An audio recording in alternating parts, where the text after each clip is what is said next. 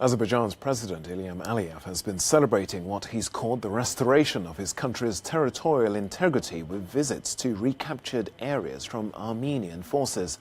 Last week, the two nations signed a Russian-backed peace deal that ended 6 weeks of conflict over the Nagorno-Karabakh region. The truce has sparked fury in Armenia after the government agreed to hand over parts of the enclave and other areas controlled by Armenian separatists. Now Russian peacekeeping troops are on the ground, where they've cleared a road expected to become the only access route that Armenians will have to Nagorno-Karabakh. Our international correspondent Annalise Borges sent us this report from the town of Lachin. Russian soldiers have started what is set to become a 5-year peacekeeping mission in and around the disputed Nagorno-Karabakh.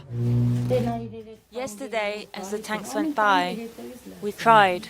Valia runs a cafe in the town of Lachin that lends its name to the strategic corridor soon to become the only passageway Armenians will have to reach the territory. An area now guarded by Russian troops, who Valia is quickly growing fond of.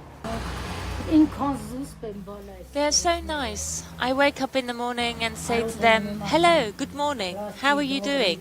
I ask if they want tea or coffee. They say no thank you. I wonder if they're afraid to talk to us.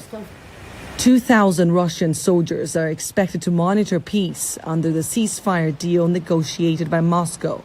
And they have started setting up observation posts alongside the M12 highway that runs through the corridor, still deeply marked by the latest round of fighting.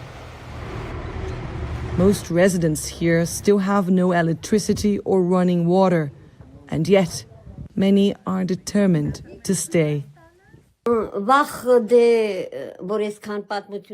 We've seen so much that it's impossible not to be afraid.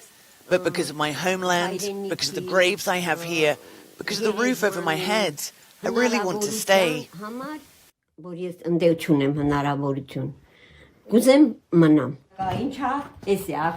Araxia has lived here for 20 years. When the war broke, she didn't leave.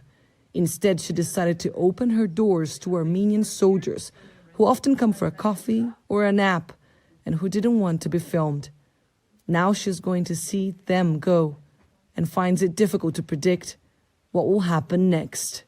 I don't know, my child. I can't answer. I want to stay here until the last days of my life because I'm at an age where I can get a heart attack at any moment. It doesn't matter if it's good or bad. This is my corner of the world. Araxia's corner of the world is a land others also claim as rightfully theirs. For now, peace seems to be secured by some external, powerful players. But what happens after they're gone is the question very few here dare to answer.